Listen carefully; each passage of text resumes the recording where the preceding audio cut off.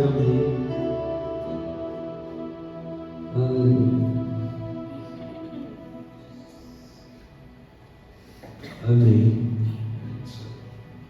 Bom, gente, hoje a gente vai começar algo um pouco diferente aqui no nosso culto. E isso vai se estender por algumas sextas-feiras. O que é a melhor palavra que eu encontrei é uma imersão. Ou a gente pode chamar de série, ou você pode chamar do nome que você acha mais legal. Que é uma série, uma imersão no livro de Efésios. A gente vai procurar falar sobre cada tema do livro de Efésios, do começo até o final do livro. São 6 capítulos. É curto, mas muito rico. E a gente vai fazer isso toda sexta-feira, começando por hoje. Então, toda sexta-feira a gente vai falar e visitar o livro de Efésios na intenção de se aprofundar nele, na intenção de extrair dele o máximo de conhecimento a respeito do Senhor e revelação a respeito do Senhor que a gente puder receber do Espírito. Amém? Então, a gente vai fazer isso por algumas sextas-feiras. O que a gente pode comparar a Bíblia? A gente pode falar que a Bíblia é um grande terreno, é uma boa terra, onde a gente pode colher sustento nessa boa terra. A gente pode colher nessa terra sustento para a nossa vida, desde os primeiros contatos que a gente tem com ela. Então, desde o primeiro momento que a gente tem contato com a Bíblia, com a Palavra de Deus, dali, desse contato, a gente já pode extrair, alimento e sustento para o nosso espírito, para a nossa alma. Então pode ser uma leitura muito simples, uma leitura comum. Eu posso estar na minha casa, abrir a minha Bíblia e ler ela, e marcar ela, enfim, eu posso ouvir uma pregação, enfim. Todo o contato que a gente tem com a Bíblia, com a Palavra de Deus, daí a gente consegue extrair sustento, alimento para a nossa vida, porque a Bíblia ela é uma terra muito generosa para aqueles que a leem com um coração quebrantado. Se você tem um coração quebrantado diante da Bíblia, se você tem um coração quebrantado na hora de ler a Bíblia, você precisa entender que ela é uma terra generosa e ela vai te abençoar, você vai colher frutos dela. Então a chave, o segredo é ter esse coração quebrantado. O que nós precisamos, irmãos, ao ler a Bíblia é ter a atitude correta. É necessário ter humildade. Humildade é, quando nós temos que, quando nós vamos ler a Bíblia, nós temos que ter humildade, porque humildade é a atitude correta que nós podemos ter diante da Palavra de Deus, diante das Escrituras. Porque às vezes a gente tem muitas ideias formadas, a gente aprendeu muita coisa na família onde a gente cresceu, no bairro onde a gente cresceu, na cultura que a gente está inserida. Enfim, a gente tem um monte de informação, um monte de pensamento e um monte de ideia na nossa cabeça do que é a vida, o que é o certo, o que é errado, o que é bom, o que é mal, quem é Deus, enfim, o que é a igreja. Enfim, a gente normalmente, e ainda mais hoje, com a internet e tudo mais aí, a gente tem a tendência de ter uma opinião pessoal para tudo. Para qualquer assunto, para qualquer tema, a gente é meio que obrigado a ter a nossa própria opinião. Então eu tenho uma opinião sobre casamento, eu tenho uma opinião sobre justiça, eu tenho uma opinião sobre a vida, eu tenho uma opinião sobre casamento, enfim, assim, por tudo. A gente tem opinião para tudo, para política, para economia, enfim, a gente tem opinião para tudo. Na vida, tudo. E quando a gente vai ler a Bíblia, a gente precisa de humildade. O que seria essa humildade? Essa humildade do qual eu estou falando, que é deixar de lado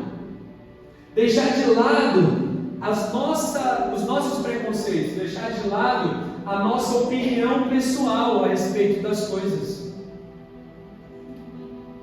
A gente precisa colocar um pouco de lado aqui, olha, eu tive essa educação, eu tive essa formação, me ensinaram assim, mas agora eu vou deixar de lado porque eu quero ver o que a Bíblia diz sobre isso.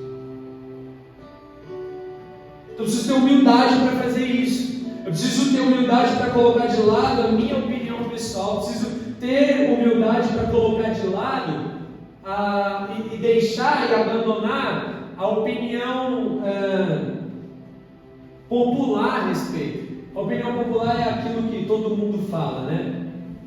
Aquelas coisas aquelas ideias que tá na boca do povo, né?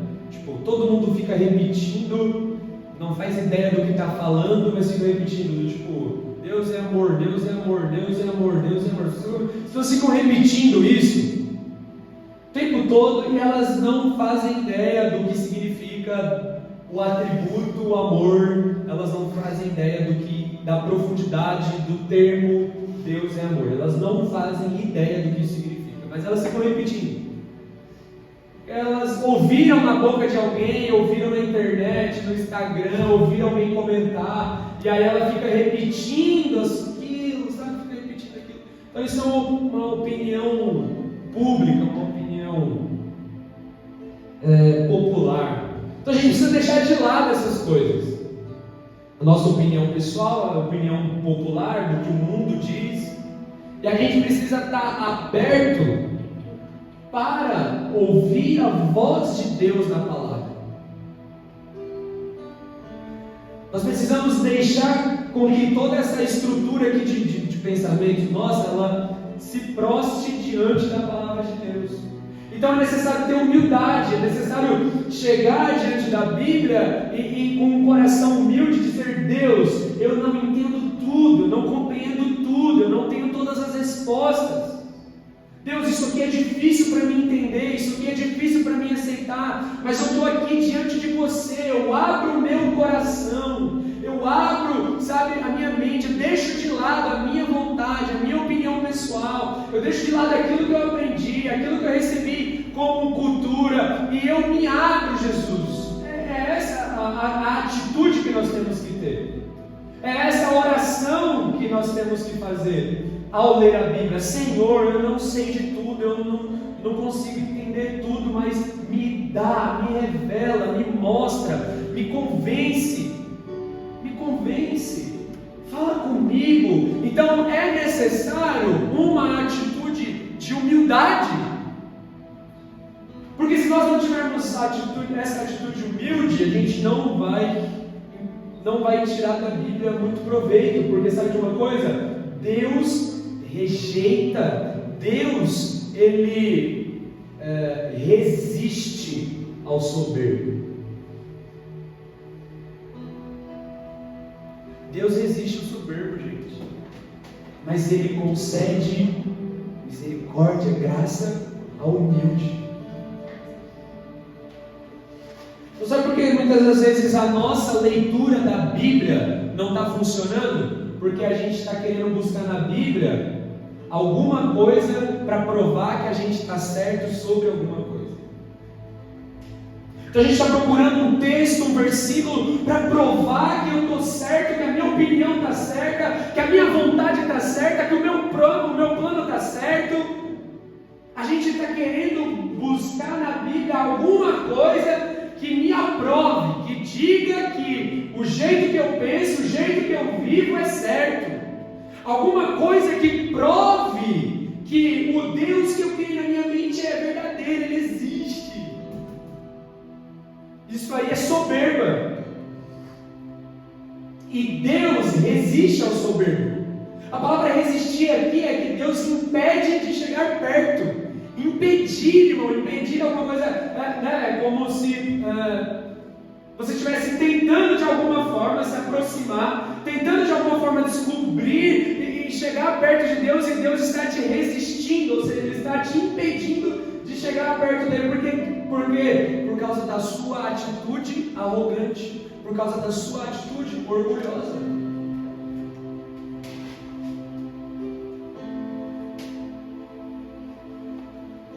Então, a atitude que nós precisamos ter ao ler a palavra de Deus é humildade, é quebrantamento. Deus, estou aberto para o Senhor, fala comigo, não importa a minha opinião, não importa o que eu acho, não importa o que eu estou sentindo agora, não importa o que a sua palavra diz, ela é o alimento, ela é a verdade, ela é a cura, ela é a direção, ela é a revelação.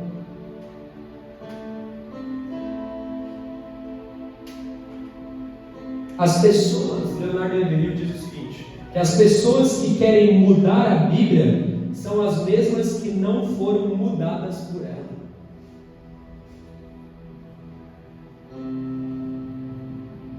Então a gente, às vezes, na atitude orgulhosa, a gente está querendo ler a Bíblia para tentar justificar, para mudar ela, para mudar o sentido dela, para justificar nosso pecado, para justificar a nossa vida pecaminosa, enfim. Como Leonardo Everil diz, que os únicos que querem mudar a Bíblia são aqueles que não são mudados por ela.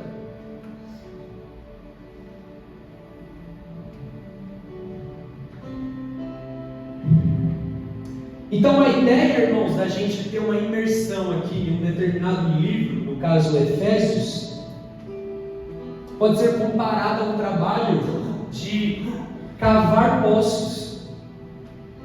A Bíblia é um grande terreno e se nós tivermos um mínimo de contato com ela, nós vamos colher sustento. Se eu fizer uma leitura simples da Bíblia, eu vou ser abençoado, eu vou ser edificado, eu vou ser fortalecido, enfim, eu vou poder conhecer mais a Deus. Mas fazer uma imersão, fazer o que nós vamos fazer aqui nas próximas sextas-feiras, é como se nós, nesse terreno fértil, não quiséssemos só aquele sustento que está na superfície, mas nós vamos cavar poços para encontrar a água que está no profundo. Essa é a ideia de uma imersão, é nós irmos além de uma leitura simples e mergulhar e cavar mais fundo na palavra para encontrar água fresca. Essa água que vai nos limpar, essa água que vai nos purificar, essa água que vai matar a sede da nossa alma. Então eu estou defendendo as duas coisas. A gente tem que ler a Bíblia de forma muito simples, sabe? Na nossa casa, fazer uma leitura no celular, indo para o trabalho, enfim, na pausa do trabalho, fazer uma leitura simples. Mas também é necessário que a gente faça uma leitura mais profunda da Bíblia. É isso que eu estou dizendo. Que é necessário parar, é necessário buscar entendimento, o que essa passagem está querendo dizer, qual é o contexto dela, qual é o significado dessas palavras, o que o autor queria dizer, para quem essa carta foi escrita. Você está entendendo? Você pega um versículo, ou um texto, ou aqui no caso a gente vai pegar a carta de Efésios, e a gente não vai fazer uma leitura simples, mas a gente vai parar tema por tema para entender os detalhes. É como se realmente a gente estivesse cavando num lugar mais profundo. Aqui em cima eu posso, na superfície eu posso colher frutos, eu posso ser abençoado, eu posso ser alimentado, mas eu quero algo mais profundo em Deus. Então eu vou cavar, e aí a gente vai cavar, e a gente vai... Então cavar vai exigir tempo, pesquisa, dedicação, investimento, vai exigir um pouco mais de nós, mas também a recompensa vai ser maior. Vamos lá, alguém, gente. Então quanto mais, irmãos, nós aprofundarmos nas Escrituras, mais nós vamos ter revelação do conhecimento de Deus. E esse conhecimento nos levará a níveis mais profundos de devoção. Então, quanto mais fundo a gente pesquisar na Bíblia, buscar, estudar, se aprofundar, mais nós vamos obter e receber o conhecimento de Deus. E quanto mais nós tivermos e obtivermos o conhecimento de Deus, maior será a nossa devoção. Porque quanto mais nós conhecemos a Jesus, quanto mais nós conhecemos a Deus, quanto mais nós conhecemos o Espírito de Deus, irmãos, mais nós vamos nos apaixonar, mais nós vamos nos apegar, mais nós vamos servir, mais nós vamos, ser transformados. Coríntios diz que nós somos transformados à imagem de Deus, contemplando a glória de Deus. Então, quanto mais nós contemplarmos na palavra a glória de Deus, o conhecimento de Deus, mais nós seremos transformados. Então, eu dei aqui um resumo do porquê da gente fazer uma imersão, da gente parar tema por tema, às vezes versículo por versículo, para explicar uma coisa aí mais profunda. Porque nós não queremos só aquilo que está na superfície, nós queremos as águas que só podem ser encontradas cavando lugares mais profundos em Deus.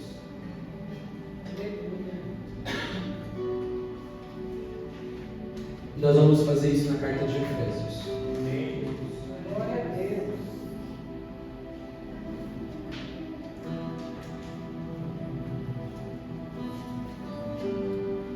Um homem chamado John Mackay, ele era um amante da carta de Efésios. Ele escreveu o seguinte, se referindo à carta de Efésios, ele disse o seguinte: é a mais madura, a mais relevante para o nosso tempo de todas as obras de Paulo. Aqui, pois, temos a essência destilada do cristianismo, o compêndio mais autorizado e mais completo da nossa fé. Bom, traduzindo para o português, ele está dizendo que é a carta que melhor traduz o que é o Evangelho. É a carta que melhor explica, melhor revela o propósito de Deus por meio do Evangelho. É isso que o autor está querendo dizer, que ela carrega a essência do cristianismo.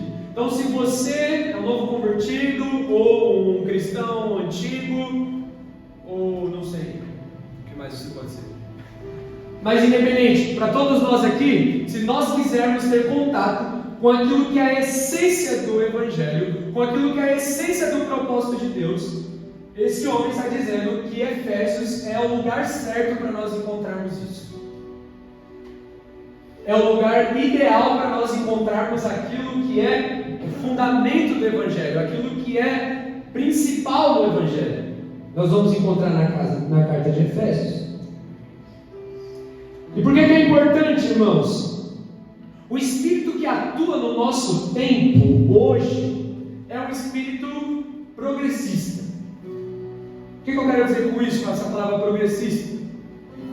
É a ideologia ou a doutrina humana que diz que prega que nós conseguiremos transformar a sociedade por meio da vontade humana, por meio do esforço humano. Então, hoje, mais do que nunca, a gente vê ideias a respeito de um novo tipo de família, um novo tipo de casamento, definições sobre o que é homem, o que é mulher, identidade de gênero, enfim. Então você tem várias coisas que estão o quê? Modelando a sociedade. Então casamento já não é mais a mesma coisa que era, não, que é relativo. Você não precisa ir ter um contrato, para que um contrato você só precisa morar na mesma casa, está tudo certo, é uma união estável. Não, porque o homem não nasce homem, a mulher não nasce mulher, é uma construção, é o que ele sente, é o que ela deseja. Nós estamos nessa, inseridos, o espírito maligno que atua nesse tempo, ele está trazendo esse tipo de ideia, esse tipo de pensamento, que vem formatando, que vem o quê? Moldando a nossa geração e a nossa sociedade segundo a imagem do pecado, porque é uma doutrina humana essas coisas.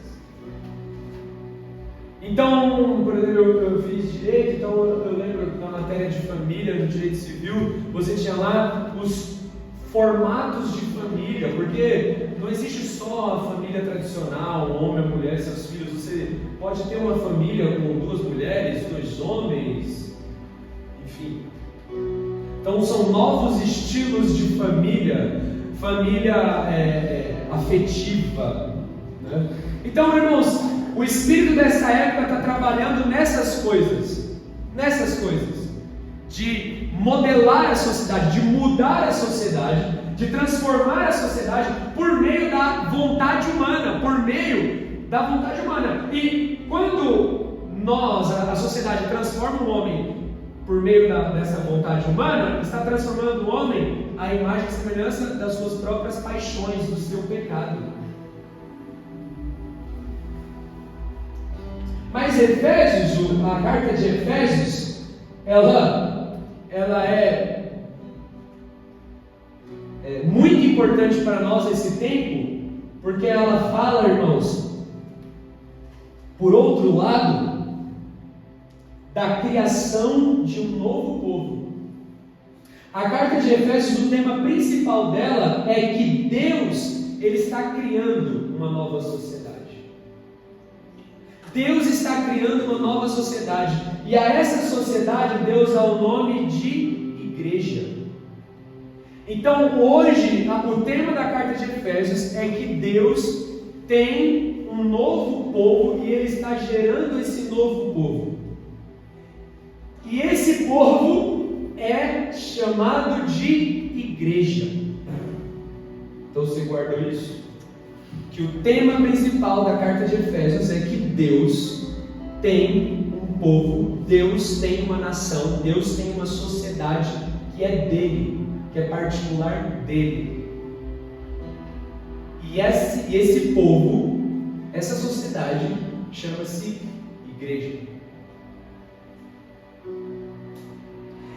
E essa sociedade, né, eu estou dando para vocês um panorama geral do tema de Efésios. E essa sociedade é a igreja. E essa igreja é a família de Deus. Essa igreja é o corpo de Cristo. E essa igreja é templo do Espírito Santo. Então, olha o que Efésios faz. Ele fala que existe uma nova sociedade, um novo povo. E esse povo é o povo de Deus. E ele explica qual que é a natureza desse povo de Deus. O que esse povo de Deus é. O que essa igreja é. Então, o que é a igreja? A igreja, será que a igreja é esse salão aqui? Não.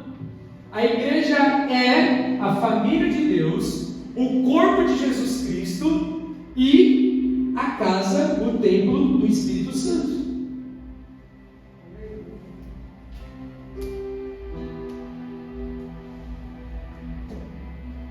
Efésios, para nós, irmãos, o que é Efésios? É um manual de como Deus nos salvou. Então a carta de Efésios vai começar falando sobre como Deus nos salvou, tá? Ele vai falar como Deus nos salvou por meio da obra de Jesus e do poder do Espírito Santo. Vai falar como Deus, nos salvando, Ele nos reconciliou com Deus. Como Ele trouxe paz, porque nós estávamos afastados de Deus, os nossos pecados nos afastam de Deus, e a carta vai mostrar de como Deus nos reconciliou com Ele, e como Deus nos reconciliou com Ele, e como Deus nos reconciliou uns com os outros dentro da igreja. O que mais? A carta também vai falar de qual é o padrão que Deus espera de nós, da nossa conduta. Uma vez, preste atenção, cada nação tem as suas próprias leis, certo? Certo, gente? Cada cultura tem seus próprios costumes, certo? E Deus está inaugurando um novo povo, uma nova nação, uma nova sociedade. Essa nação, essa sociedade, esse povo tem a sua própria cultura, tem as suas próprias leis. E Deus, Ele espera de nós uma certa conduta. E Efésios vai nos explicar qual é a conduta que Deus espera de cada um de nós. Individualmente e também, principalmente, dentro do âmbito familiar. Efésios vai falar muito sobre a nossa conduta individual e também a nossa conduta no âmbito da família. E por fim, ele vai terminar falando de como nós estamos inseridos em uma guerra espiritual e como nós podemos combater essa guerra espiritual contra potestades e principados do diabo, do inferno. Então esse é um resumo do que nós vamos aprender em Efésios. Nós vamos aprender que Deus tem um povo, uma sociedade, esse povo, essa sociedade é a igreja. Essa igreja é o corpo de Cristo, é a família de Deus, é a casa do Espírito. Deus nos salvou. Como Ele nos salvou, como Ele fez isso.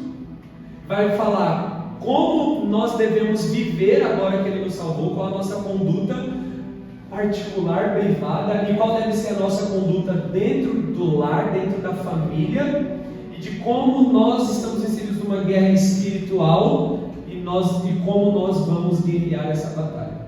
Então esse é um resumo do que nós vamos encontrar nos 6 capítulos de Efésios.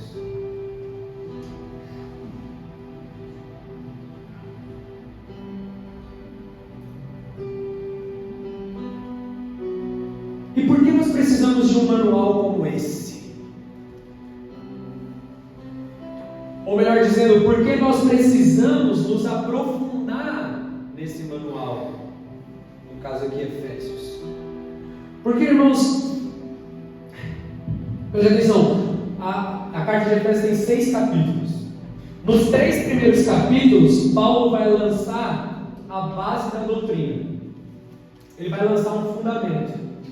E nos 3 últimos, ele vai aplicar na nossa vida essa doutrina.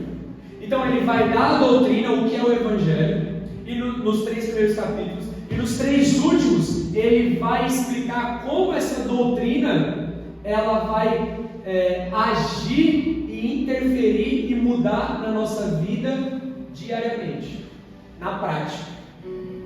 Então daí a importância, irmãos, porque a vida decorre da doutrina. E a doutrina é o fundamento da vida. O que eu estou querendo dizer?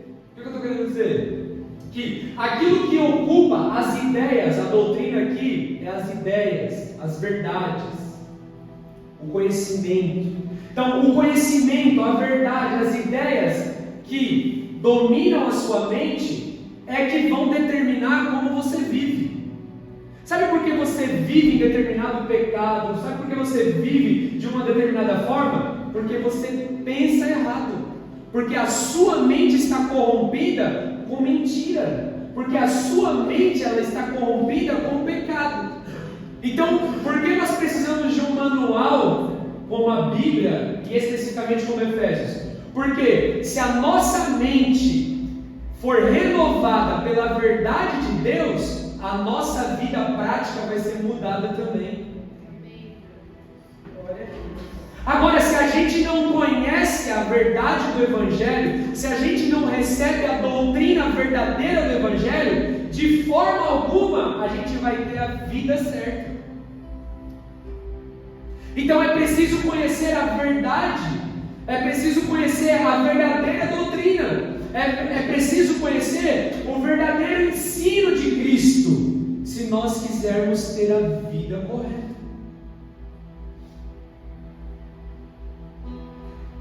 O mesmo apóstolo Paulo, autor de Efésios, ele escreveu em Romanos dizendo que nós precisamos receber uma renovação da mente, metanoia, que isso é arrependimento. E quando nós temos contato com a verdade do Evangelho e com o que a Bíblia ensina, é que a nossa mente vai ser renovada, irmãos.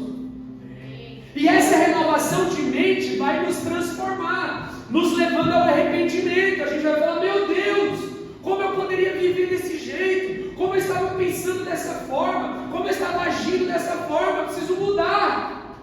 Mas se você nunca chega ao conhecimento do Evangelho, você nunca chega à verdadeira mudança, você nunca chega ao verdadeiro arrependimento, você nunca chega a uma verdadeira conversão.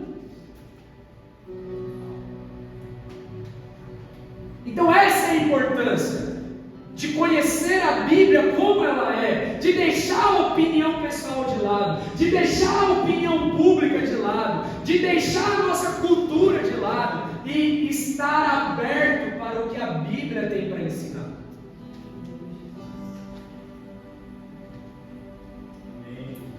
Nós não podemos, irmãos, olha aqui para mim, nós não podemos glorificar a Deus com plenitude do nosso coração e o vazio da nossa cabeça. Vou repetir: nós não podemos glorificar a Deus com a plenitude do nosso coração e a cabeça vazia, sem nenhum tipo de conhecimento bíblico, sem nenhum tipo de doutrina bíblica, sem nenhum tipo de conhecimento a respeito da palavra de Deus, de quem é Deus, de qual é a vontade dele, o que é o Evangelho.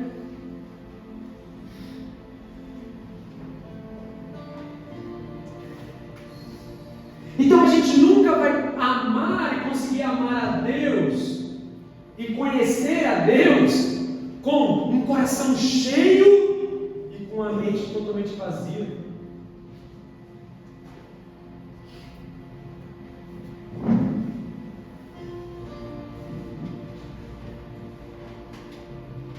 Normalmente é o tipo de gente que diz assim,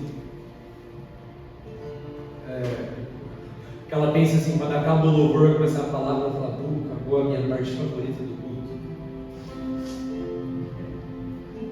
Por quê? Porque um coração cheio, ela gosta de cantar, de se emocionar, de se arrepiar, da energia boa que o momento das músicas traz, da batida, da bateria, de toda essa composição que a música traz, da harmonia entre o teclado, o violão, as vozes, a bateria. Isso gera uma emoção, a pessoa chora, quando chega a palavra a pessoa desmorece. Coração cheio e a mente vazia não vai te levar a lugar nenhum.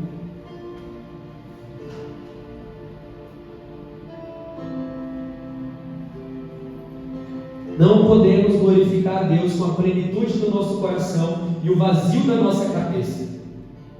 Mas também é verdade o contrário. Nem podemos glorificar a Deus com a plenitude da nossa cabeça e com o coração vazio.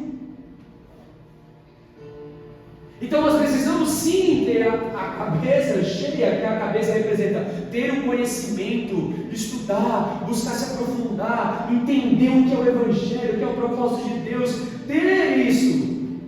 Isso é importante, mas também um coração fervoroso, um coração queimando, um coração que se derrama, que se quebranta, que chora, que clama pelo Senhor, que ama o Senhor. Conhecimento sem vida é orgulho. Se a gente tem muito conhecimento, irmãos, da Bíblia, de Deus, enfim, mas não temos uma vida de quebrantamento, uma vida piedosa, uma vida de santidade, uma vida de humildade, nós seremos orgulhosos, críticos. Olharemos mais para a vida do outro do que da nossa. Nós seremos o típico religioso. Para Jesus, irmãos, e para a Bíblia, sabe o que é ser uma pessoa religiosa? Não é vir muito aos cultos, não é se vestir de um jeito ou se vestir do outro. Sabe o que é ser uma pessoa religiosa? É ter o conhecimento, mas não ter a vida. É ter a informação, eu sei tudo a respeito da Bíblia, eu sei tudo a respeito de Deus, eu estudei tudo, eu li tudo, eu ouvi tudo, eu participei, eu sei de tudo, mas a sua vida comprova? Não, minha eu aprendi, tudo que eu sei não mudou em nada a minha vida, você é religioso.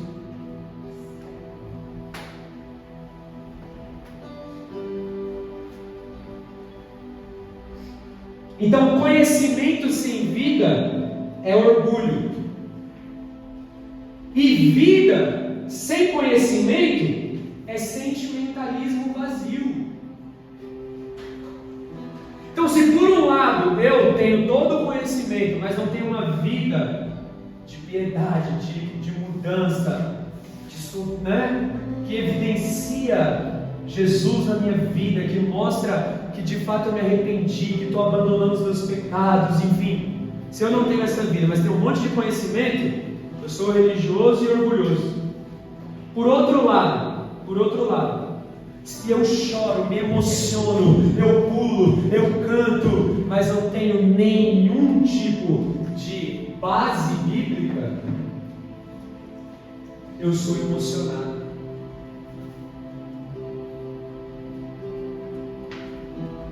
O meu culto, ele é simplesmente sentimentalismo vazio. É sentimento, só tem sentimento ali. Então por isso que é importante, irmãos, a gente ir mais profundo. E é por isso que o apóstolo Paulo, estrategicamente, ele escreve Efésios do jeito que ele escreveu. Os 3 primeiros capítulos, ele lança o fundamento da doutrina, o conhecimento. E nos 3 últimos capítulos, ele vai mostrar como essa doutrina vai impactar a nossa vida cotidiana, diária. Amém? Vocês estão felizes, gente? Amém. Glória a Deus. Precisamos ter a mente cheia de luz e o coração inflamado pelo fogo de Deus. Fale para a pessoa que está do seu lado. Nós precisamos ter a mente cheia de luz do conhecimento de Deus e o coração inflamado pelo fogo de Deus. Amém.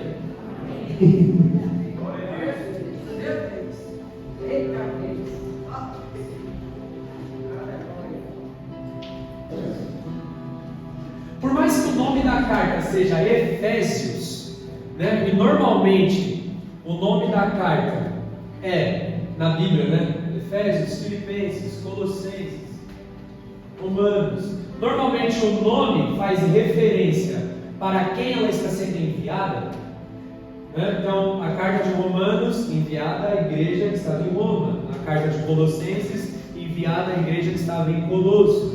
A carta de Filipenses, enviada à igreja que estava em Filipos. Por mais que a regra seja essa, acredita-se que a carta de Romanos não foi uma carta enviada exclusivamente para a igreja de Efésios. Acredita que essa carta aqui, ela é uma carta que se chama circular, ou seja, ela deveria ir primeiro, de fato, para Efésios, mas depois ela deveria ser passada por todas as outras cidades aonde houvesse uma igreja e que fosse vizinha de Efésios. E eu estou trazendo essas curiosidades realmente porque a nossa intenção é se aprofundar e não ficar na superfície.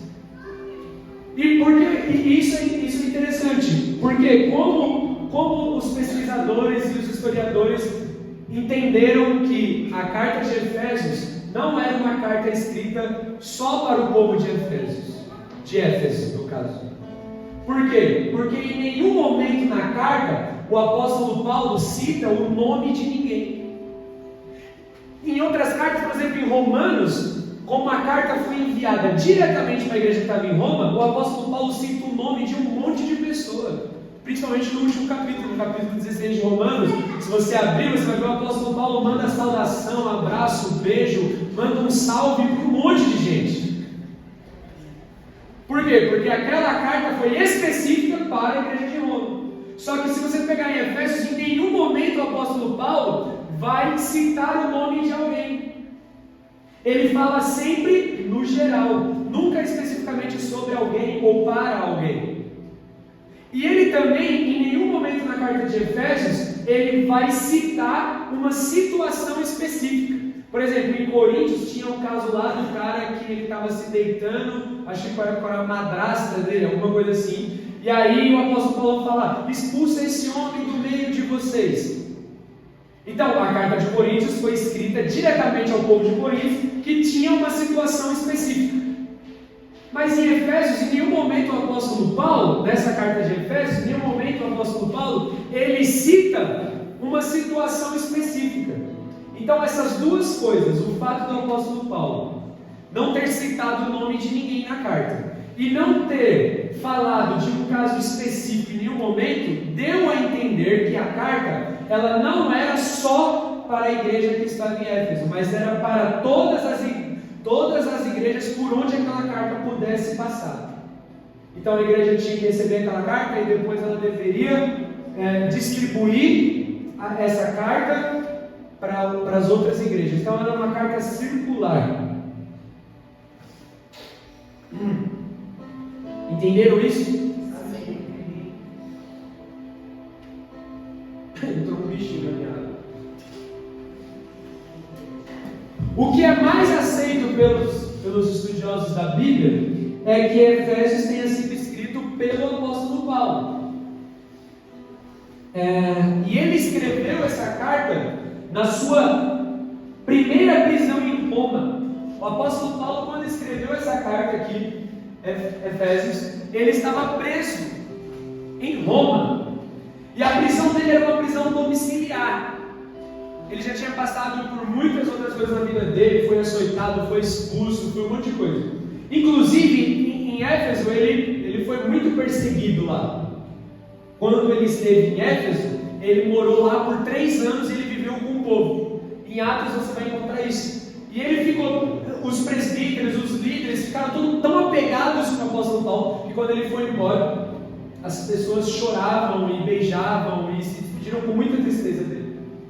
E lá em Éfeso, olha que incrível essa história, tinha o maior templo da deusa Artemis, ou a deusa Diana. Talvez você já tenha ouvido falar em algum filme, alguma coisa sobre essa deusa grega. Era o maior templo, era maior que o templo de Atenas. Éfeso era uma cidade da Grécia, Atenas era a capital da Grécia. E o templo para essa deusa que tinha em Éfeso era maior que o templo do que tinha em Atenas. Então eles eram muito idólatras. E os artesãos, os ourives daquela região, ganhavam muito dinheiro, sabe com o quê? Vendendo estátua da deusa Artemis, da Diana. Eles vendiam muita estátua daquela deusa e eles ganhavam muito dinheiro com aquilo, porque o povo era extremamente idólatra dessa deusa. E quando o apóstolo Paulo esteve em Éfeso e ele pregou o evangelho lá e ele fez discípulos por 2 vezes, a primeira passagem mais curta, a segunda passagem ele ficou 3 anos. O impacto da vida de Paulo foi tão poderoso naquela cidade que esses artesãos que fabricavam deuses esculpidos em ouro e outros materiais, eles começaram a perder dinheiro, porque as pessoas começaram a se converter e elas não mais compravam os ídolos que esses homens fabricavam. E por não comprarem mais esses ídolos, esses comerciantes começaram a perder dinheiro, eles começaram a falir. Uau! Você imagina você pregar o evangelho e você ser tão poderoso e você ser tão usado por Deus que as biqueiras do Paraisópolis vão começar a falir? Você imagina você ser tão cheio de Deus e cheio do Espírito Santo que os bares vão começar a fechar porque vai faltar quem consuma? Você tem ideia do que é isso? Foi isso que aconteceu com o apóstolo Paulo. Esse homem, ele era tão cheio do Espírito de Deus que ele começou, que a pregação dele era tão poderosa, as pessoas se convertiam, que as estruturas econômicas da cidade estavam sendo abaladas, porque ninguém comprava mais escultura de prata e de ouro. E isso, irmãos, é a capacidade do Espírito. Esse é o poder do Espírito sobre um homem e uma mulher rendida, cara. E essa carta de Éfeso, para Éfeso e depois para as demais igrejas, ela foi escrita por apóstolo Paulo, não quando ele estava em liberdade, feliz, curtindo uma praia. Ele falou: não, vou sentar aqui agora, vou escrever um livro, vai ficar bacana, vou mandar umas cartas, não, vou mandar aqui um telegrama para os meus amigos, estou de férias aqui agora. Não, ele escreveu essa carta quando ele estava preso em Roma. E o Império Romano tinha tanto medo do impacto da vida do apóstolo Paulo, que os seguranças que guardavam a casa onde o apóstolo Paulo ficava preso, não era segurança comum, não era o guardinha comum, não. Os soldados designados para fazer a segurança da prisão de Paulo eram os melhores. O Império Romano, o imperador colocou a guarda pessoal do imperador para proteger a casa onde Paulo estava preso. E da prisão, o apóstolo Paulo escreveu cartas e encorajou a igreja.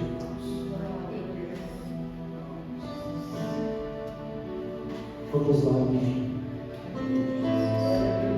E na prisão, irmãos, você acha que o apóstolo Paulo, ele estava na prisão dizendo: nossa, por que isso está acontecendo comigo? Eu sou fiel, eu tenho dízimo, eu vou na igreja todo dia, por que isso está acontecendo comigo? Eu pensei que eu ia ser um vencedor, um campeão, eu pensei que a minha vida ia ser um mar de rosas. Ó céus, ó Deus, ó céus, ó terra, tô fraco, tô fraco. E aí, Paulo, tá tudo bem? Não, tô na luta, na prova, uma dificuldade, o diabo está se levantando. Você acha que o apóstolo Paulo estava com essa atitude aqui preso, irmão? Não. Pelo contrário, ele não se considerava um prisioneiro do imperador, ele não se considerava um prisioneiro de Roma. Porque em Efésios capítulo 3, no verso 1, ele diz: eu sou prisioneiro de Jesus. E em Efésios, no capítulo 4, no verso 1, ele diz: eu sou prisioneiro no Senhor. E no capítulo 6, no verso 20, ele disse: eu sou um embaixador em cadeias. Meu amigo, o apóstolo Paulo estava reclamando da vida enquanto ele estava preso, mas ele estava convicto de que ele era prisioneiro de Cristo. O Império Romano não tinha poder sobre a vida dele. Podiam trancar o corpo, o homem Paulo, mas ele dizia: porém o Evangelho não está preso. E é isso que nós precisamos entender. O que o apóstolo Paulo entendeu é uma coisa que a nossa geração não entendeu ainda: que a verdadeira liberdade está em ser prisioneiro de Jesus, irmãos. A verdadeira liberdade está em ser uma pessoa aprisionada à vontade do Senhor. A verdadeira liberdade é servir a Jesus Cristo. Essa é a verdadeira liberdade de um cristão. É servir a Deus, é fazer a vontade de Jesus, independente das circunstâncias, estando preso ou não, tendo um emprego bom ou não, tendo a melhor família ou não, morando no melhor lugar ou não. As circunstâncias não definem um homem e uma mulher de Deus, irmãos. Deixa eu te dizer uma coisa: a sua circunstância agora, no hoje, no presente, não tem o poder de definir quem você é. É Jesus que define você. É Jesus que diz quem você é.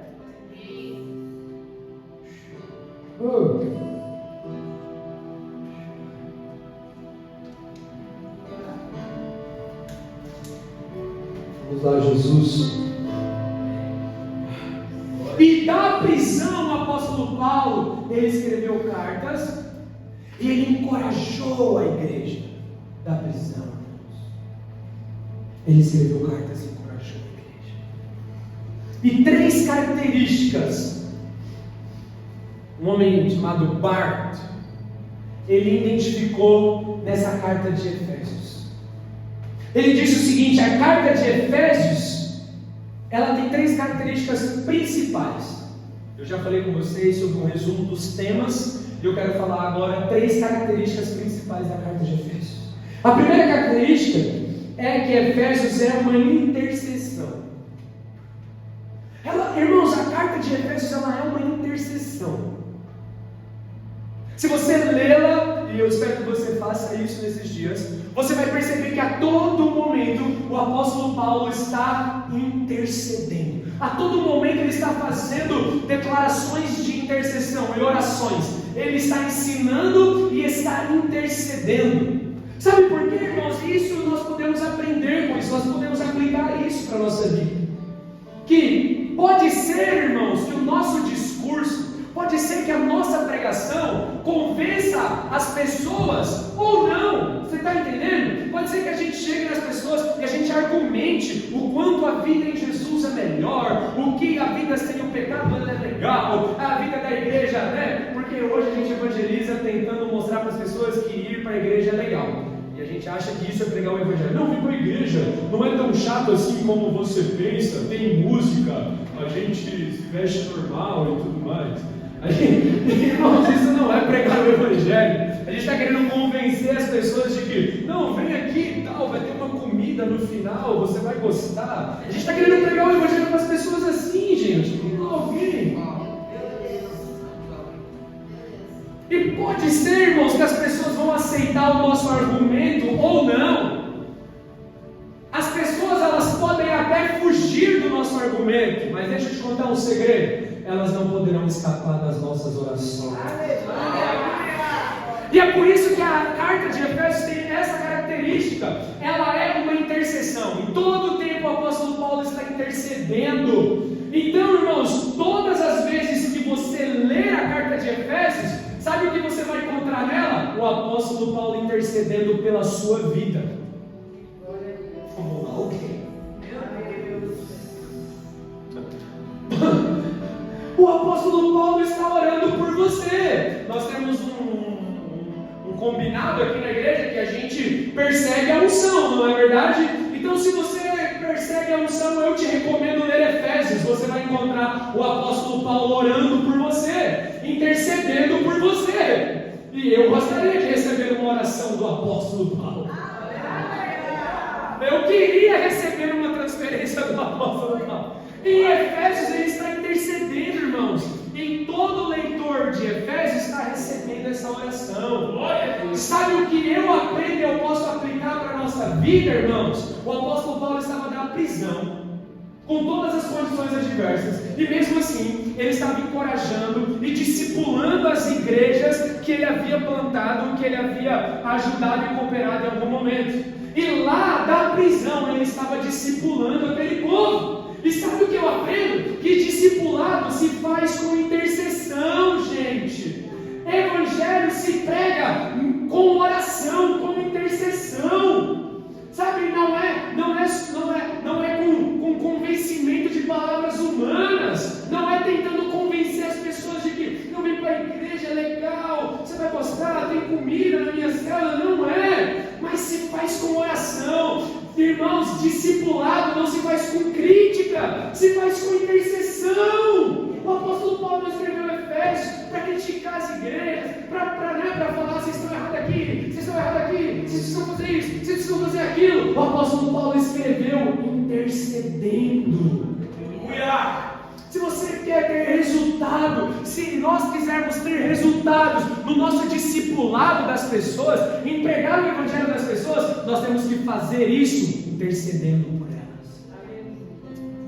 Porque às vezes, irmãos, a gente só quer ter, sabe, a gente só quer, na verdade, o gostinho da pessoa vir na igreja, o gostinho da pessoa ser convencida pelos nossos argumentos, mas nós não estamos amando as pessoas. o apóstolo Paulo escreve Efésios da prisão. Ele poderia estar lamentando, ele poderia estar dando um jeito para ser liberto, para sair de lá o mais rápido possível, bolando uma estratégia, orando e dizendo: Deus, me tira dessa situação. Ele poderia estar fazendo uma campanha de 7 dias para sair da prova, mas ele estava apaixonado pela igreja, ele estava querendo encorajar a igreja, e ele estava em espírito de intercessão pela igreja. Perceba, não era a igreja que estava em intercessão por Paulo que estava preso, mas era Paulo preso intercedendo por uma igreja. Vamos lá, alguém.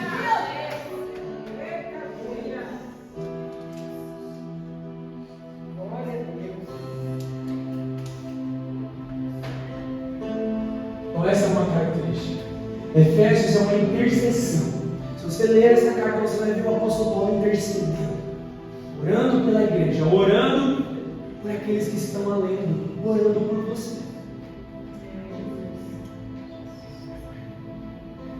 Efésios também é uma proclamação. O que isso significa? Que essa carta, ela não está procurando justificar, ela não está procurando trazer grandes argumentos de como Deus salva, de quem é Deus, de que nós somos o... Sabe, não se trata, o apóstolo Paulo em nenhum momento está tentando trazer argumentos de persuasão, argumentos humanos. Não, ele simplesmente declara, ele simplesmente faz declarações ousadas, ele simplesmente fala, ele simplesmente revela. E é isso que nós precisamos, irmãos. Às vezes a gente está querendo criar um conceito do que é o Evangelho na mente das pessoas, um sistema, enquanto a gente só precisa declarar o Evangelho. É isso, Jesus é o Filho de Deus, Ele morreu na cruz, Ele ressuscitou, Ele morreu na cruz para nos perdoar os nossos pecados. Ele ressuscitou para nos justificar. Você está entendendo? É isso. É só isso que a gente precisa anunciar para as pessoas. Mas a gente na nossa pequenez, a gente está querendo trazer todo um conceito, uma argumentação humana. E Efésios não é uma argumentação humana. O apóstolo simplesmente chega e declara as verdades a respeito de Deus. E sabe por que ele faz isso? E sabe por que nós não fazemos isso? De simplesmente dizer o básico para as pessoas? É porque o apóstolo Paulo confia na ação do Espírito Santo que convence o pecador. E nós não confiamos. A gente quer manipular, a gente quer controlar as pessoas, a gente quer colocar as pessoas na caixinha dos nossos argumentos, a gente quer as pessoas, sabe? Precisamos confiar que quem convence o homem do pecado, da justiça e do juízo é o Espírito Santo. E nós só temos que proclamar, nós só temos que dizer a verdade. É isso que a palavra de Deus diz. A parte de convencer, a parte de converter os corações não é nossa, não pertence a nós, irmãos. E quando nós tentamos na nossa força, no nosso braço, na nossa sabedoria, tentamos forçar uma conversão, nós estamos atrapalhando.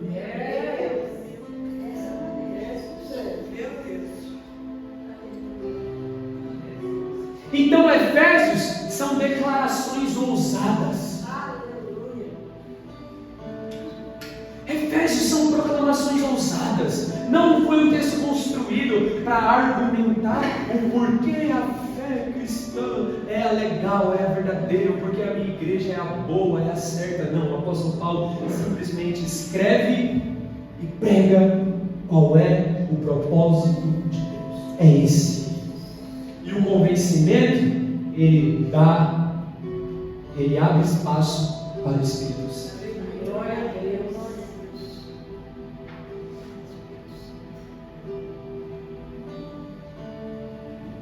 O mesmo John McKenzie que eu falei lá no começo, ele fala que Efésios é verdade que canta, é doutrina musicada.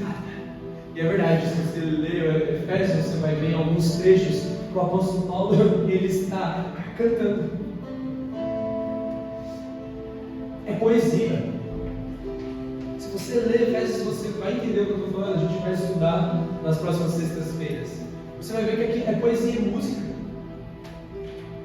E quando você escuta uma música ungida, sobre a glória, sobre a santidade, sobre a beleza de Deus, enfim, e você sente o seu coração estranhamente aquecido, e você começa a fluir, a orar, a glorificar a Deus. Perceba, essa música, ela não está argumentando com você, criando esquemas, tentando te manipular. Não, é só declaração, declaração da verdade. É isso que nós precisamos.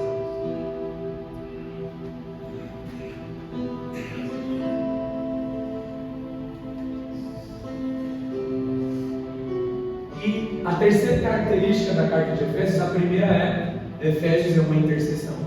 A segunda é: Efésios é uma proclamação. E a terceira é: Efésios é evangelização. Por quê? Porque a carta faz declarações poderosas sobre o propósito e a ação salvadora de Deus. Efésios fala da salvação, de como Deus nos salvou, de como é esse grande mistério da salvação do homem, do pecador, de como é esse grande mistério da reconciliação do homem com Deus e do homem com o seu próximo. É Efésios. E de como o homem, uma vez que é salvo, ele foi chamado para as boas obras. Esse mistério, então, Efésios é evangelização. É o apóstolo Paulo evangelizando as igrejas que iriam ler essa carta. Sabe o que nós precisamos, irmãos? Às vezes as pessoas elas têm uma ideia de que evangelismo é sair na rua e isso também é evangelismo. Mas evangelização, irmãos, tem a ver também com declarar verdades sobre o povo santo. Porque, sabe, e ainda mais na situação atual, sabe qual é o povo que mais precisa ser evangelizado no Brasil e no mundo? A igreja.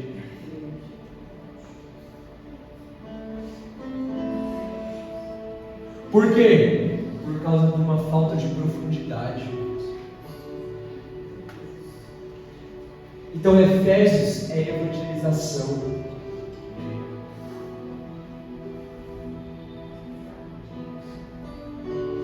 Então, são essas três características. Efésios é intercessão. Efésios é uma proclamação a respeito de quem Deus é, do propósito dele, do propósito da obra dele. Efésios é evangelização. É o apóstolo, essa evangelização é como nós podemos usar outra palavra, é uma doutrinação, é gerando uma cultura espiritual nas pessoas. Evangelizar isso é gerar uma cultura bíblica nas pessoas. Evangelizar é isso, irmãos. É nós gerarmos nas pessoas uma cultura que seja bíblica. E Efésios faz isso. Amém? Amém. Então eu dei aqui o porquê a gente vai fazer essa imersão. Eu dei um panorama geral dos principais assuntos de Efésios. Eu falei um pouco sobre o autor de Efésios e em que circunstâncias ele estava quando ele escreveu essa carta. E eu falei sobre 3 características dessa carta. E agora, de fato, a gente vai entrar na carta para começar a nossa imersão. Amém? Então, Efésios capítulo 1. Não vai demorar muito mais tempo. A gente só vai ver 2 versículos. E vocês vão ver como 2 versículos podem ser profundos. Efésios capítulo 1, verso 1 e 2.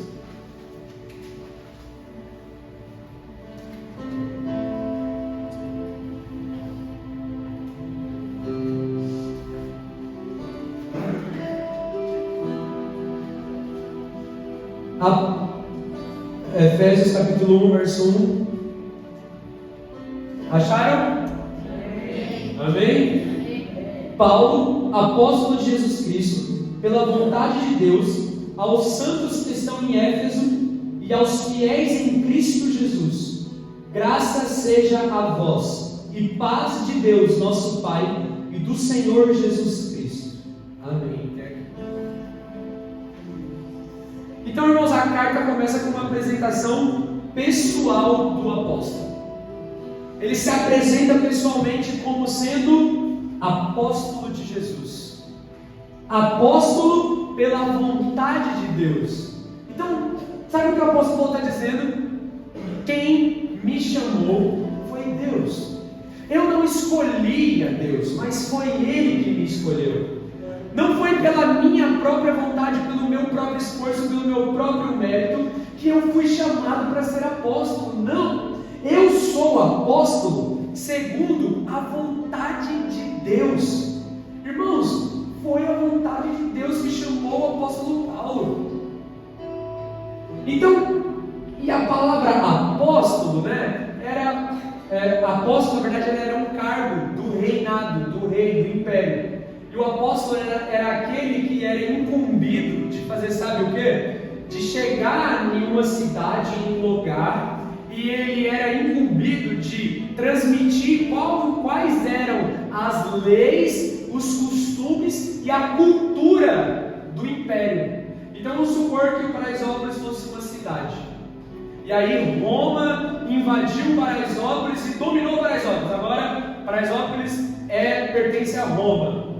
Então, o que acontecia? O imperador enviava os seus apóstolos para fazer o quê? Esses apóstolos eram responsáveis por implantar uma nova cultura, a cultura de Roma, em Paraisópolis. Então a gente vamos supor que a gente estava aqui, e havia um apóstolo do império, e ele ia explicar para a gente, o império tem essas leis, vocês podem fazer isso, não podem fazer aquilo, os nossos costumes são esses, a nossa cultura é essa, a gente tem esses feriados, a gente comemora essas coisas e tudo mais.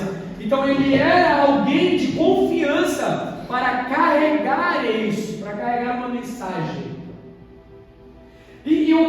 Então, os apóstolos de Jesus são pessoas enviadas por Deus para fazer exatamente isso, para proclamar qual é a vontade do reino de Deus, para proclamar e implementar qual é a cultura do reino de Deus, qual é o ensino, qual é a doutrina do reino de Deus.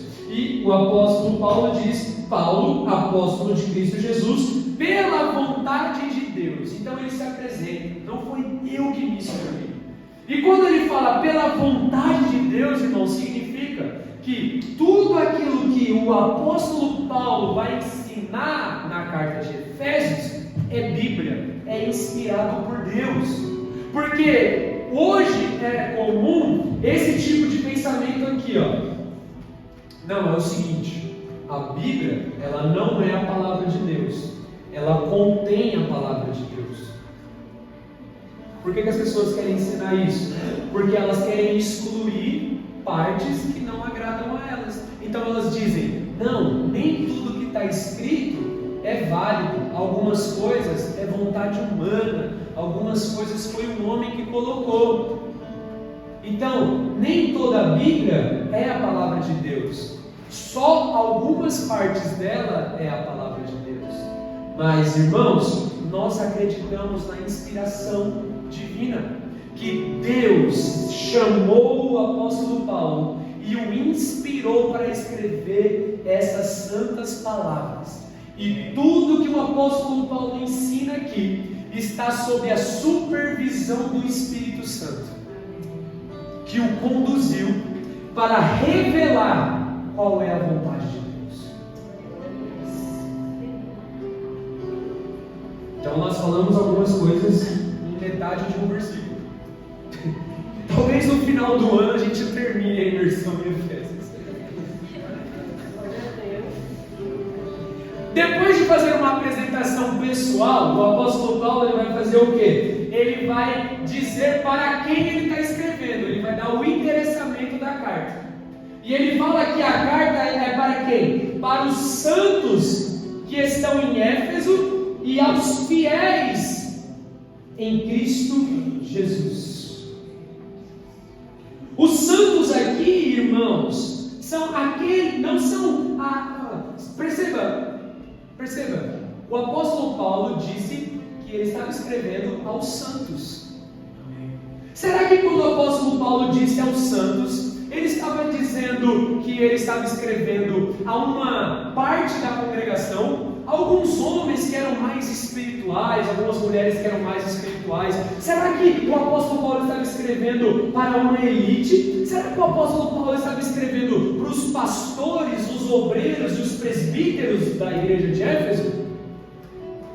Será que o apóstolo Paulo estava pregando para uma pequena parte de pessoas que eram santas? Não. Quando o apóstolo Paulo diz, estou escrevendo, aos santos, ele está se referindo à totalidade, todos os da casa de Deus, todos os que são povo de Deus. Porque, irmãos, na igreja não existe uma casa especial. Santidade não é uma coisa que pastores têm, que obreiros têm, que sabe, que é para alguns. Não, santidade é um chamado, irmãos, para todo o corpo de Cristo, para todo o povo de Deus. Por isso o apóstolo Paulo diz aos santos. Ele não estava falando de uma pequena categoria de pessoas, mas ele estava falando sobre todos aqueles que são da família de Deus, aos santos. E os santos aqui, esse termo santos, não significa aqueles que nunca pecam, mas significa aqueles que foram separados e chamados por Deus para a salvação. Todos nós, irmãos, somos santos.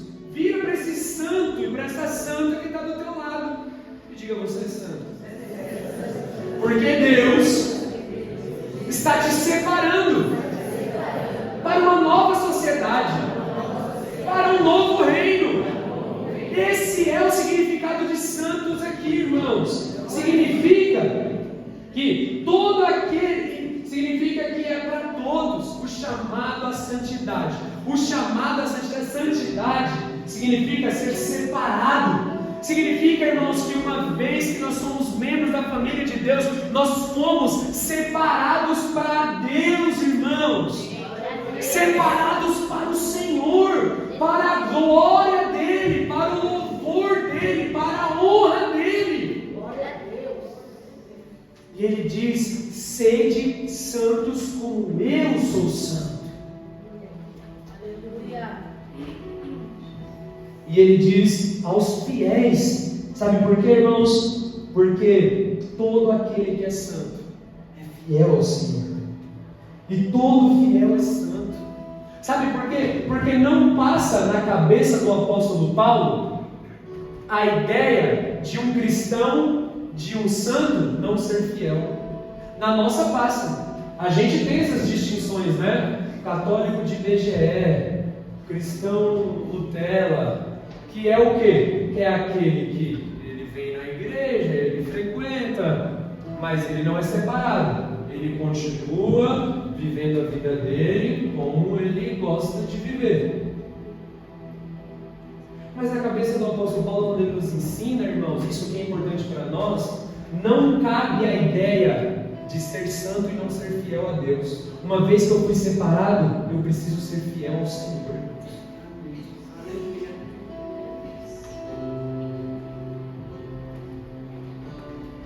Mas a gente se acostumou com ser crente de meia boca, a gente se acostumou a ser crente Raimundo, um pé na igreja, outro no mundo. A gente se acostumou, mas na cabeça do apóstolo Paulo isso não existe. Por isso ele escreve: graça e paz de Deus, do nosso Pai, ele diz, aos santos que vivem em Éfeso e são fiéis. Porque para o apóstolo Paulo, irmão, só existe um tipo de cristão: santo e fiel. Não existe cristão meia boca. E a gente precisa rever, irmãos, que tipo de cristianismo a gente está vivendo. Vamos lá. Meu Deus.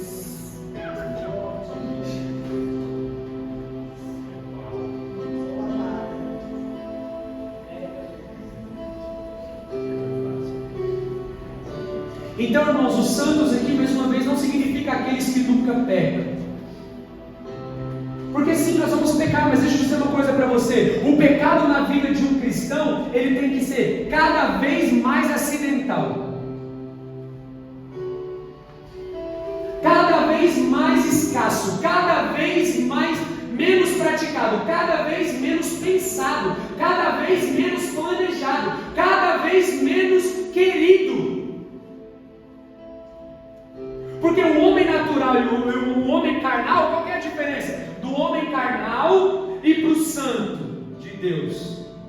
Que os dois pecam, porque temos natureza caída, mas a diferença é que o homem carnal ainda planeja o pecado, ainda ele procura o pecado, então ele sempre está no lugar aonde ele vai conseguir pecar, ele sempre está falando com as pessoas que ele sabe com quem ele vai pecar, ele tem que estar se colocando em situação de pecado, ele está sempre maquinando, ele está sempre pensando em quem ele tem que enganar, para quem ele tem que mentir. O pecado na vida do homem carnal não é acidental, é planejado, é desejado. Ele acorda pensando: como eu vou pecar hoje, como eu vou enganar alguém, como eu posso manipular alguém, o que eu vou trair minha mulher hoje, o que eu vou ver na internet hoje. É planejado.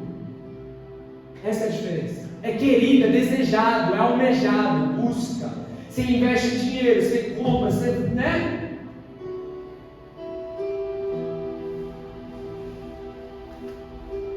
Então isso é.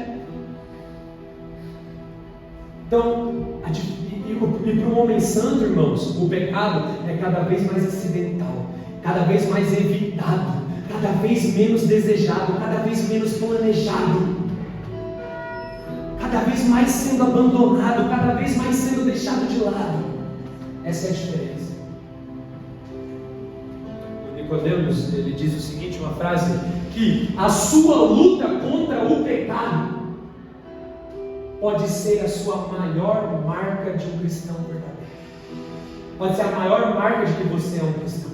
Porque um cristão, irmãos, um homem santo, separado por Deus, ele luta contra o pecado, ele procura resistir, ele foge da aparência do mal, ele se afasta daquilo, de qualquer coisa que o leve para o pecado. Ele abandona, ele deixa, ele renuncia o que for necessário. E por mais que peque, é acidental. Então a sua luta contra o pecado será a sua maior marca de que você é um cristão. Mas se você ainda está planejando o pecado, você acorda pensando: o que eu vou fazer hoje? Qual a boa de hoje? Onde está? Planejando.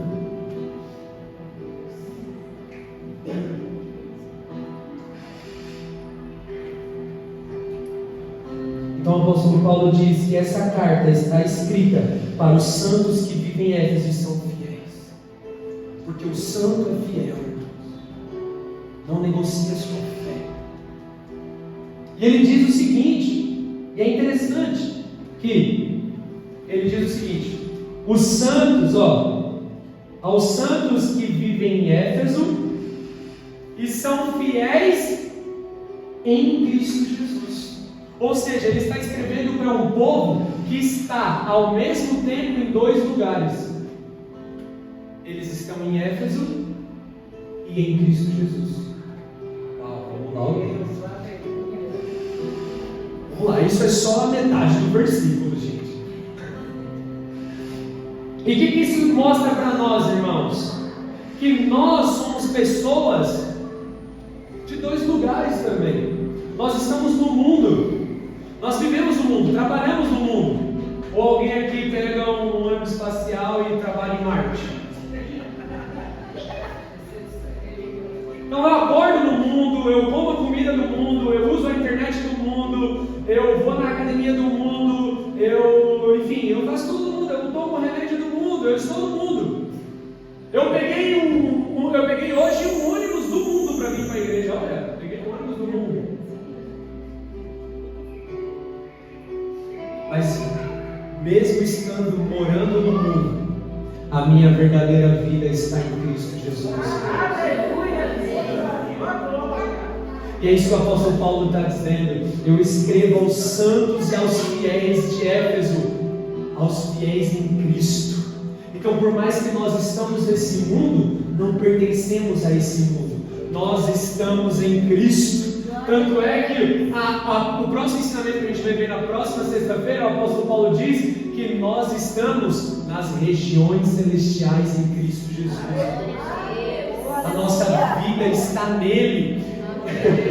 E essa expressão em Cristo para Paulo é a mesma coisa de ser santo e ser fiel, não tem separação. Todo cristão precisa necessariamente estar em Cristo. Por quê? Porque a relação do cristão com Jesus, com Cristo, é uma relação de vida, é uma relação, em outro termo, vital, ou seja, a vida de um cristão depende dele estar ligado a Cristo. Lembra do que Jesus ensinou? Eu sou a árvore, vocês são os ramos, e sem mim nada podeis fazer. Então, irmãos, estar em Cristo é uma condição de vida para todos nós. E estar em Cristo significa, sabe o que? Ter comunhão com Ele, ter intimidade com Ele, ter prazer na presença dEle. É isso, estar em Cristo. A nossa comunhão com Cristo, irmãos, precisa ser o mesmo tipo a nossa união a Ele precisa ser tão forte, igual a união da árvore com os ramos. Se um galho, irmãos, cai da árvore, o que acontece? Ele murcha e ele morre. Você está entendendo? Para um cristão, estar separado de Jesus é morte. Para um cristão não ter comunhão com Jesus é morte. Mas estar em Cristo é vida, irmãos. Estar em Cristo é vida.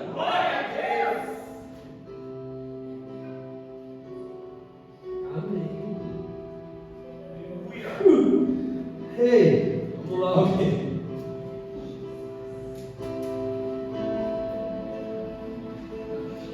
Então essa é a primeira parte. E aí no verso 2 ele já libera uma oração. Por quê? Porque Efésios é intercessão. E a oração do apóstolo Paulo é: graça seja a vós e paz de nosso Pai e do Senhor Jesus Cristo. Não é uma simples saudação, irmãos, mas é uma oração sobre a igreja, que a graça e a paz de Deus e de Jesus esteja sobre vocês. E por que o apóstolo Paulo fala graça? Porque graça, irmãos, indica, sabe o que? Indica a iniciativa salvadora e gratuita de Deus. É isso, graça, irmãos. Sabe o que o apóstolo Paulo diz? Que a graça esteja sobre vocês. Sabe o que significa? Que ele está dizendo que o favor imerecido de Deus está sobre a sua vida, está sobre vocês. Por quê? Porque a salvação não é uma atitude do humano, a salvação é uma decisão exclusiva de Deus. Nós somos salvos pela graça, nós somos salvos pela iniciativa de Deus. Se Deus não tivesse se movido e vindo até nós na pessoa de Jesus, e não tivesse morrido na cruz em nosso lugar, nada, nenhum dos seus esforços, o seu dinheiro, a sua boa conduta, nada poderia te salvar. A graça, irmãos, é a iniciativa de Deus para salvar o homem e a mulher. Por isso ele diz que a graça seja sobre vocês. Essa graça é que te salva. Essa graça é a razão de você não ser destruído. Essa graça é o favor de Deus. É o favor de Deus. A graça, irmãos, deixa eu dizer uma coisa para vocês. Talvez você veio aqui para esse culto e você disse, e pense, talvez você não disse com a sua boca, porque você não tem coragem, mas você sentiu no seu coração: eu venci, vim mais um culto, separei um tempo da minha vida para vir aqui. Olha como eu sou maravilhoso. Deixa eu te dizer uma coisa: se não fosse a graça de Deus te atraindo para esse lugar, te atraindo para a presença dele, você não estaria aqui. Você não viria aqui essa noite. Você só está aqui porque ele te atraiu com laços de amor. Ele te atraiu com cordas de misericórdia. Você não está aqui porque você é bom. Você não está aqui porque você gosta da palavra. Você está aqui porque a graça de Deus te alcançou. O salmista Davi, ele tinha plena consciência disso, e por isso ele cantou dizendo certamente que a bondade e a misericórdia do Senhor me perseguirão todos os dias da minha vida. Irmãos, a graça, a bondade de Deus, a misericórdia de Deus te alcançou hoje. E é por isso que você veio, é por isso que você está aqui, é por isso que você pode dizer: eu amo a palavra, eu amo o louvor, eu amo a presença de Deus. Não é porque você decidiu isso por conta própria, você não poderia fazer isso, mas Jesus te atraiu por meio da graça. Irmãos, olha o testemunho do apóstolo Paulo. Paulo, apóstolo de Jesus pela vontade de Deus. Não era a vontade dele, irmãos. Ele estava indo para Damasco, ele estava indo perseguir os cristãos, ele estava indo matar cristãos, e ele foi derrubado no meio do caminho. Ele caiu no chão. Ele não teve escolha a não ser se render.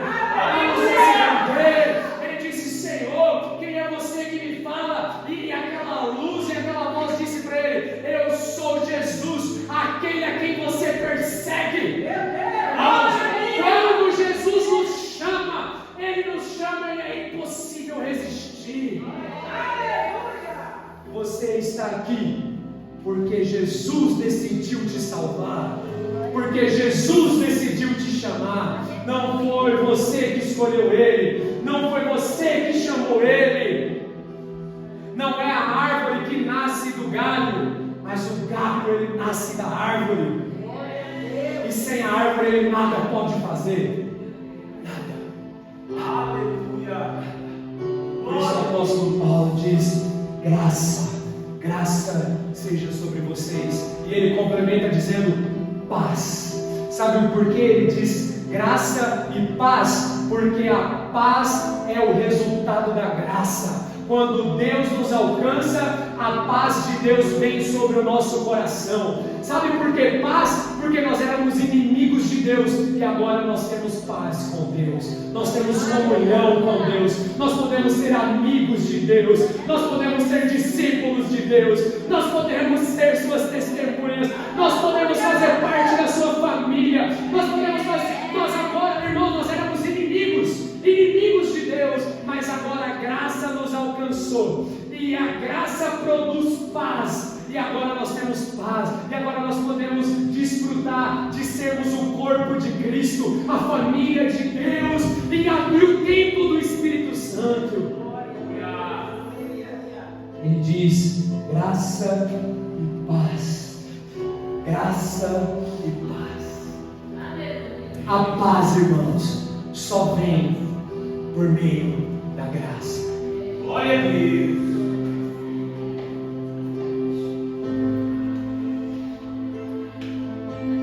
A graça é a causa da nossa salvação. O favor de Deus é o que nos salva, é a causa. E a paz é o resultado dela. A graça é a raiz e a paz é o fruto. Nós somos alcançados pela graça de Deus em nós. Quando nós somos alcançados pela graça de Deus, nós temos paz. Ainda que nós estejamos numa prisão, cercado de soldados que querem nos matar, o apóstolo Paulo está orando dizendo: graça e paz. Graça e paz. Eu não sei qual é o seu estado agora, hoje, nesse momento, mas eu estou pregando para você graça e paz. Graça e paz.